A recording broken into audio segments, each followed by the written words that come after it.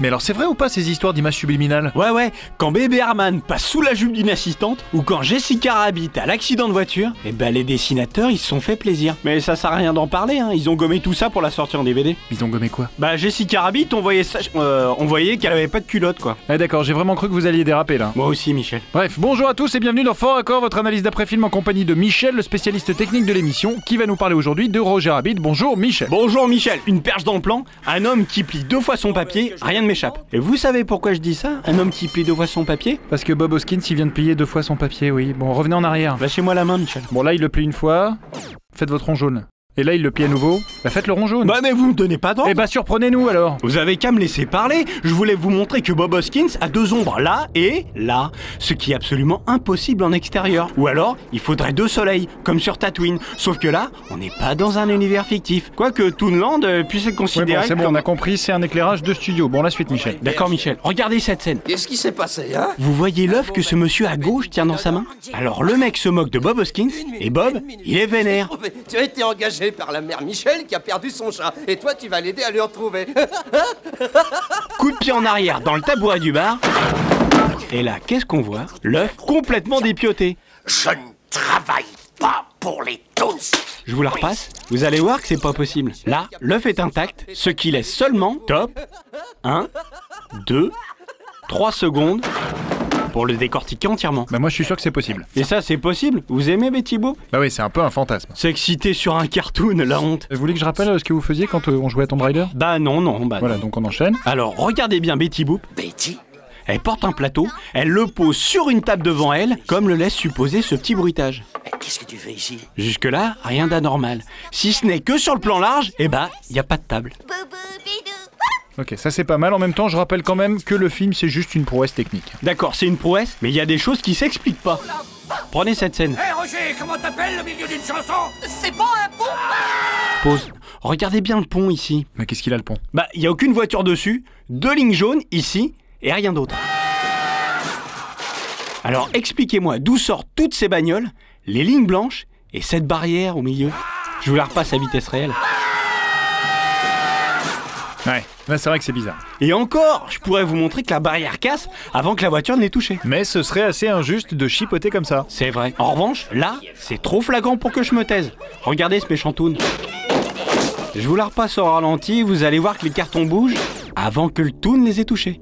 Non mais là c'est facile Michel, on le voit même pas à l'œil nu ça. C'est parce que votre œil nu est moins puissant que mon œil nu. C'est grâce à ça que je peux affirmer qu'il est impossible que cet homme serve un verre à Roger Rabbit. Et vous savez pourquoi? Parce que vous êtes hyper imbu de votre misérable personne? Oui. Et aussi parce que la bouteille, elle est bouchée, regardez. Là je suis obligé d'admettre que c'est bien vu. Et là, est-ce que vous arrivez à voir que le lit s'affaisse toujours un peu en avance? Bah je sens bien un truc bizarre mais pas plus. Hein. Je vous l'accorde, mais il suffit de faire pause sur la dernière image du plan pour voir que quelque chose cloche. Je reviens au début du film, même genre de problème. Regardez, Roger Rabbit rattrape le réalisateur, il saisit la manche de la veste, vous avez vu? Ah oui, elle se lève toute seule avant que Roger l'attrape. Bravo, je repasse l'action au ralenti pour ceux qui n'ont pas fait gaffe.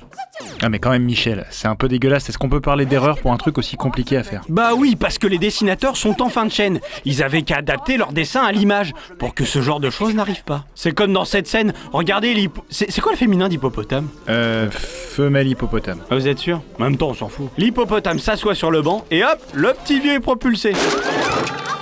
Mais si on va plus doucement, ici, vous remarquerez un câble. Et si vous faites doublement attention, vous verrez que le cascadeur est tiré par le câble avant même que le banc fasse levier. Non mais c'est des toutes petites erreurs ça Michel. J'ai jamais dit le contraire, je garde les grosses pour la fin de l'émission. Et pourquoi c'est pas fini? Bah vous savez très bien que non. Regardez ce vélo, y a rien qui vous choque?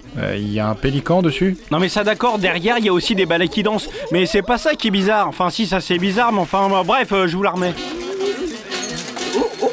Bah je vois pas. Y a pas de sonnette sur son vélo. Pourtant, ils ont mis un bruitage de sonnette pour que ça soit plus marrant. Ah oui en effet, ouais bah et puis c'est plus marrant. Allez, maintenant je vais vous montrer un truc de dingue sur Jessica Rabbit. Regardez bien ces photos. C'est Jessica Rabbit telle qu'on la voit dans le film.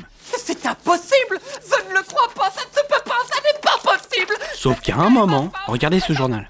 Je mets les deux côte à côte. C'est censé être la même photo, mais elle a un visage complètement différent. Parce qu'au moment de l'impression du journal, les dessinateurs n'avaient pas encore choisi son apparence définitive. Sacrée anecdote, hein? Et là franchement ça c'est pas mal. Je vous en donne une autre. Regardez-moi ça. Hollywood, 1947. Et ça, c'est le court-métrage intitulé Dingo fait de la gymnastique. Le seul problème, c'est qu'il a été produit en 1949, 2 ans après l'action du film. C'est un anachronisme. Pas mal, hein? Bah voilà, bah si elles étaient toutes comme ça, vos interventions, bah je crois qu'on pourrait finir par devenir amis. Le problème, c'est qu'elles sont pas toutes comme ça. Par exemple, là, je vais vous montrer une doublure. Oh non, vous êtes relou avec ça. Regardez cette scène.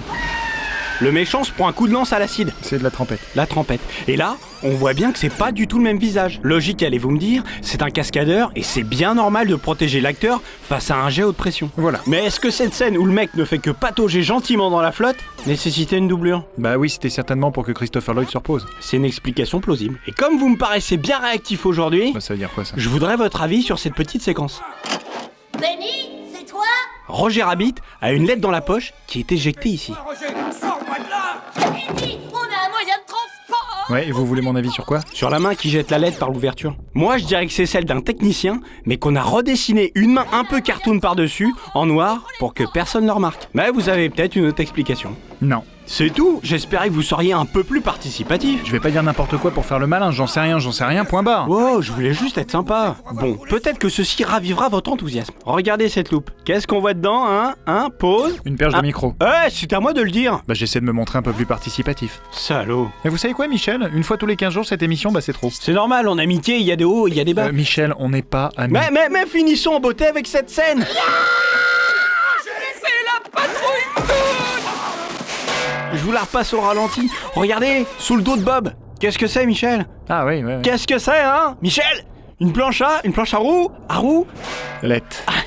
Bravo, Michel, sacré Michel. Ça c'est fini les amis! C'est donc la fin de cette émission et je vous donne rendez-vous dans 15 jours pour un nouveau Fort Accord. Et j'aurais du lourd, mon ami. Du très très lourd. Bon Michel, une fois pour toutes, on n'est pas amis. Tadam! Regardez ce que je vous ai acheté, Michel. Une montre. Waouh. Oh, c'est pas grand chose, c'est de l'argent massif. Oh Michel, alors là merci. Hein. Alors, ami? Ah bah là pour la vie. Hein.